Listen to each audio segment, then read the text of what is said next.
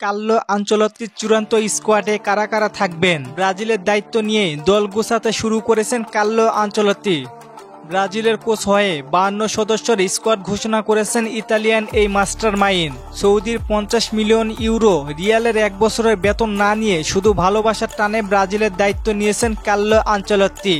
Carlo আনচেলত্তির সাথে ব্রাজিলের অনেক প্লেয়ারদের সাথে সম্পর্ক আছেন কার্লোর। ব্রাজিল ফুটবল সম্পর্কে বেশ ভালো ধারণা আছে কার্লো আনচেলত্তির।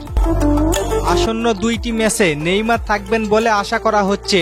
ব্রাজিল দলে রয়েছে অ্যালিসনের মতো বিশ্বসেরা গোলকিপার। আক্রমণ ভাগে আছেন বর্তমানে সময়ের সেরা তারকা ভিনিসিয়াস জুনিয়র, রদ্রিগো, সাবিনহো, অ্যান্থনিদের মতো বিশ্বসেরা প্লেয়ার। ইকুয়েডরের বিপক্ষের ম্যাচে পাওয়া যাচ্ছে না রাফিনহাকে। পরপর 2 ম্যাচে হলুদ কার্ড খাওয়ার কারণে একটি ম্যাচ মিস করবেন তিনি। তবে পরের ম্যাচগুলোতে পাওয়া যাবে রাফিনহাকে। দীর্ঘদিন পরে আবারও জাতীয় দলে ফিরবেন ক্যাসমিরো জাতীয় দলে ফিরবেন লিডার হিসেবে। কার্লো আনচেলত্তি ব্রাজিলের দায়িত্ব নিয়ে নেইমার ও ক্যাসমিরোর সাথে ভিডিও কলে কথা বলেছেন। এছাড়া দীর্ঘদিন পরে কায়ো হেনরিক আসতে পারেন দলে। দরিবালের স্কোয়াডের চেয়ে অনেক পজিশন চেঞ্জিং আসবে দলে ভালো একটা কম্বিনেশন তৈরি করতে যাচ্ছেন কার্লো। বিশ্বকাপেরও বেশি দেরি নেই। 1 বছরের মধ্যে প্লেয়ার চয়েস করা এবং তাদের থেকে সেরাটা বের করে আনা সত্যি কার্লো আনচেলত্তির জন্য অনেক চাপ হবে। কিন্তু কার্লো আনচেলত্তির সামর্থ্য আছে, ভাঙাচোরা দলকে পুনরায় গঠন করতে পারেন তিনি। বর্তমানে লেফট ব্যাক এবং নাম্বার 9-এর সমস্যা এখনো সমাধান করতে পারেনি কোনো কোচ।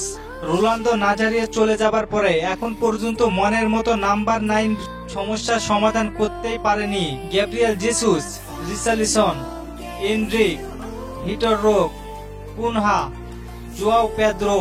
কেউ এখনো নিজেকে সেইভাবে প্রমাণ করতে পারেনি জাতীয় দলে। ব্রাজিলে এই 2 সমস্যার সমাধান মেলেনি। তবে কার্লো আনচেলত্তি হয়তো এনরিকের থেকে সেরাটা বের করে আনতে পারেন। কি মনে করেন, কার্লো আনচেলত্তি কি এই 2 পজিশন সমাধান করতে পারবেন? আর আপনাদের মতে স্কোয়াডে কাদেরকে নিলে সব থেকে ভালো হবে জানিয়ে দিন কমেন্ট করে। আর ফুটবলকে নিয়ে নতুন কোনো প্রশ্ন থাকলে করতে পারেন, পরবর্তী ভিডিওতে রিপ্লাই করব। অবশ্যই নাম দিয়ে কমেন্ট করবেন। ধন্যবাদ।